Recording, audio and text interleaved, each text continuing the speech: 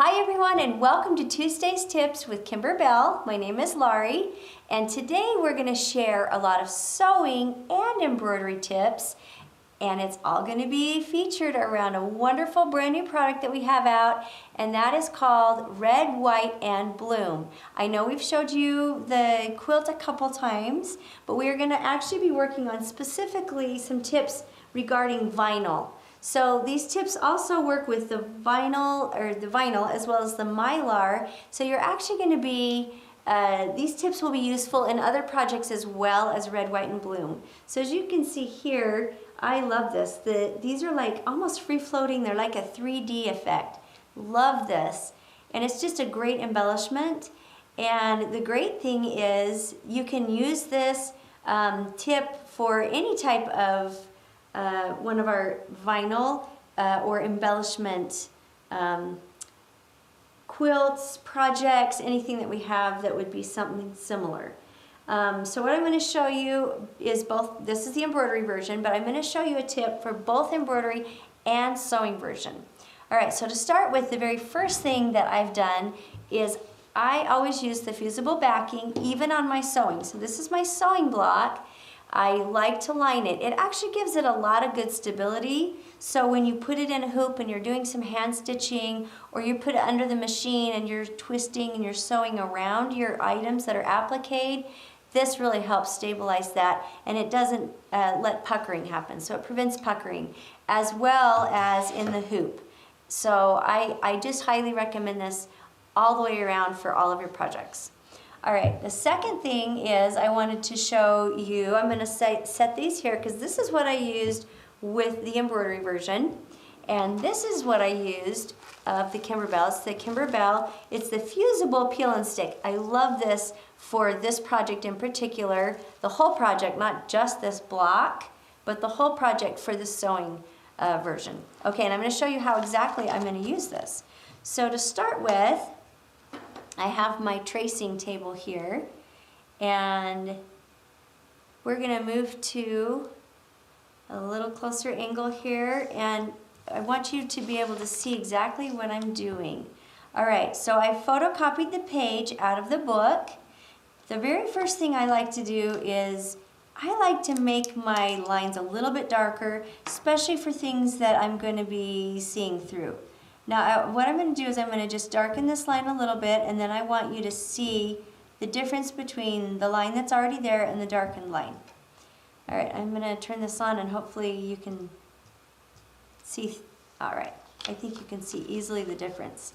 So as you can see this one has not been traced with the extra darker, but this one has. So if you're having any kind of trouble seeing it through the fusible peel and stick, and we're talking, this is the paper side, you're going to be stitching or tracing on the paper side. And I actually am going to trace with a pencil in case I mess my line up, because I don't draw exactly very well sometimes. Then you trace it onto the paper. Alright? So once you've traced it on the paper, then you're going to cut it out in general. So here I have traced, yes, let's get it right. This one I've traced and I've cut it out generally, okay? Then I'm going to iron it to the back side of the fabric, okay? Now when you iron this, you're going to want to iron it for a good few seconds. Like I would not recommend that you just iron it like 1, 2, 3, be done, okay? The fusible, the glue that's on the back of this, you want it to heat up and you want it to actually adhere really well. So I like to flip it over and do it from the front side as well. Reason being is I want that to fuse really well, and the heat penetrates through the fabric faster than through the paper. Okay? Now once you have this on, you're going to trim all the way around, right on that line. Once you've trimmed on the line, I love, this is my favorite part, you peel off the back and there's a stickiness to it. I love that, and here is why. You can actually, I'm just going to place it over the top of this, but you can actually peel and move it and it'll stick down. See that? It stays on there, so if you're moving it, oh whoops, sorry, it stays on. Can you see that? So if you're moving it from place to place, you can just peel it right off, re-stick it if it's not where you want it to be. This is especially helpful when you are layering different pieces together, okay? So that is something that I just love. All right, the other thing is I've cut my lemon out. Now, the instructions will tell you you need to trace on top of your lemon if you're going to be doing the hand stitching of the seeds, okay? So as you can see, these little seeds right here, I've traced them so I can hand stitch them. The way I would trace them is you use your, whatever it is you have for your tracing, whether you hold it to a window or whatever, but it makes it so much easier, like I say, if you have gone over this with your marker. I like to fill it in. I find it a little bit easier to see some of these lines. And then when you lay this over the top, it's easy to see the black, and you can trace it. Oh, you don't want to trace with that. Then it's easy to trace with your water-soluble pen or marker. And then you've got your seeds ready to stitch. And there's where that other seed was right there. All right? The reason you want to trace it on before you put it on your back piece, it's really hard to see through like 5 layers of fabric here. So that's why you want to trace this. Now, here's something I wanted to show you that's a really fun idea. It's not in the book, so you'll just have to watch or follow the video in order to do this. But this is where the lemon would be normally placed, okay?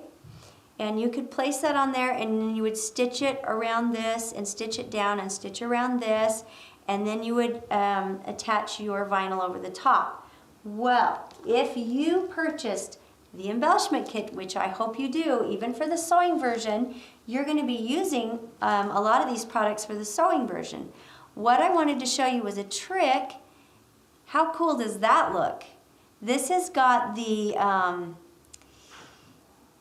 I've used the same technique that we used on the embroidery version, and when you place this on here, you can actually stitch around and stitch that down. Oh, I've got it on backwards. Look how cool that is, with it popping off with all of the beautiful color of the Mylar showing through. I'm going to show you how you can do this, and then you simply can do the same thing. You can trace your little pits on here, or around the grapefruit, I guess is what it's called, and not grapefruit, lemon, and hand stitch that on, okay? So I'm going to show you how you get to this point right here if you wanted to, and these items come in your embellishment kit, so you don't have to go out and purchase anything extra, you just use your embellishment kit. So the first thing I do is I take the organza, and you place that down, okay, with the right side facing down. So you've got the wrong side here, okay? Then I'm going to take these, and I love that they're peel and stick. Now what I'm going to do is use these as my template, okay? And I'm actually going to stick them to the back side of my Mylar. I found it easier to stick them to the Mylar like this.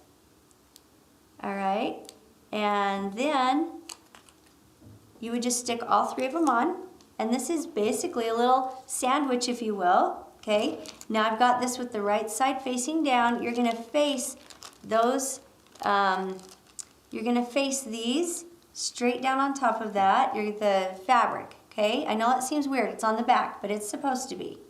Then you take your other piece of organza, make sure that it's facing right side out, and you've got a little sandwich. Now, to keep the sandwich together, I'm going to just quickly tape a little bit. You can just tape it probably on a couple sides is fine. I'm going to tape it like that, and I'm going to turn it over, keeping it all together. And as you can see, there's my fabric. And then I'm going to just tape this over.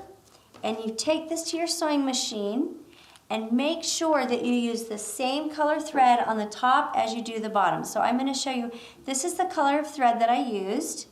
And it's a nice, bright, beautiful color.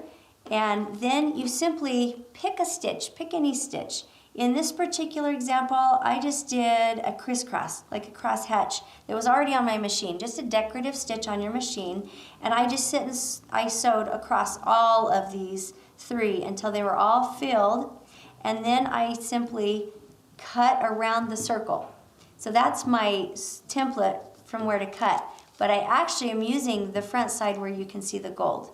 So that's what you see here, is you see the gold, and you see a little bit of that organza glitter right there and right there.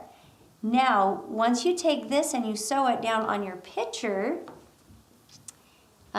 you sew around it, look how cute that is. It just really pops right off and right out of the picture, and it's just so cute and sparkly. I love doing that. So that's just a suggestion that you can do. You certainly don't have to, but I love bling, so that's what I would recommend. All right, let's skip to the embroidery version. For the embroidery version, it's a two-part process. So the first part, you take your hoop and you actually, I've started my, lemons here, but as you can see, I've made a big hole when I was cutting. That's a common occurrence. That's nothing that you did wrong. It happens, right? So this is wash away stabilizer that I've been using. So how do we fix that? Well, you can do two things. You can either float a piece of stabilizer, extra stabilizer on the top, and then I would stitch around the outside of my lemons. So they would look like this. You can see there's a satin stitch around the outside of the lemon. So that's the stitch around the outside of the lemon that I'm still missing here.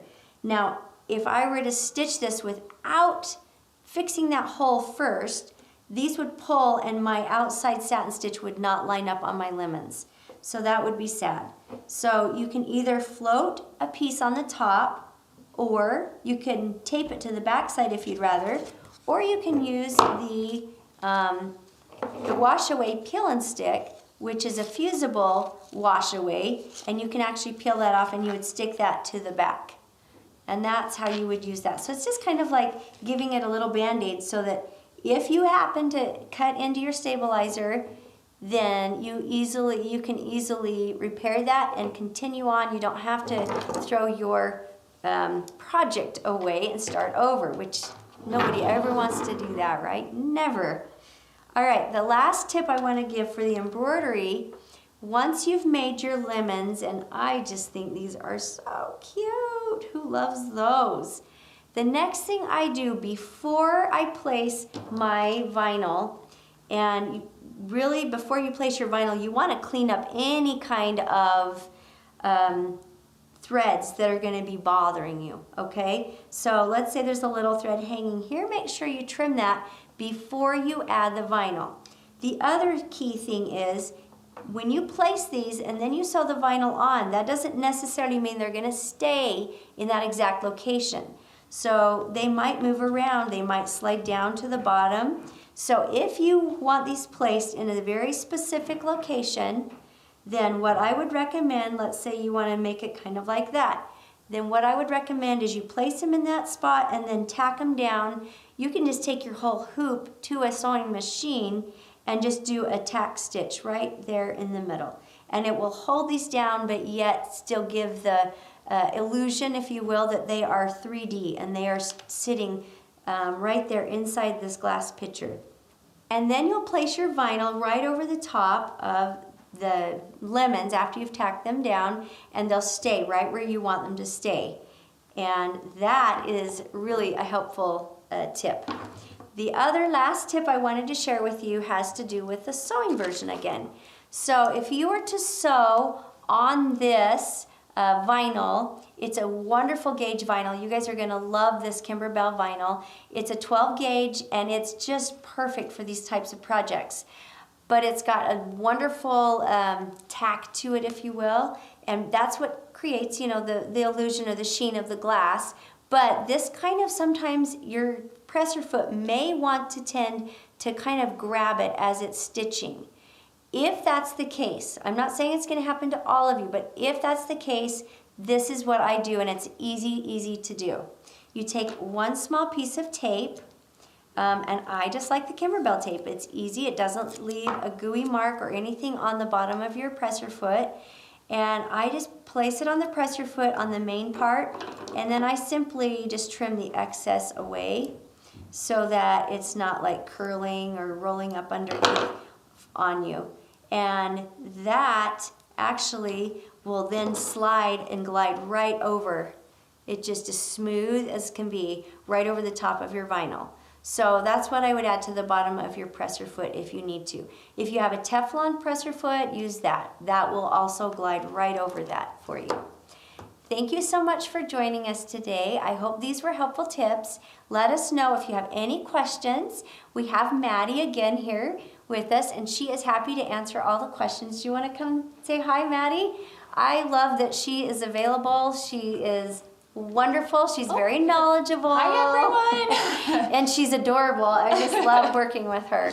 So thank you so much for joining us today. And if you have any questions, please let us know. Yes.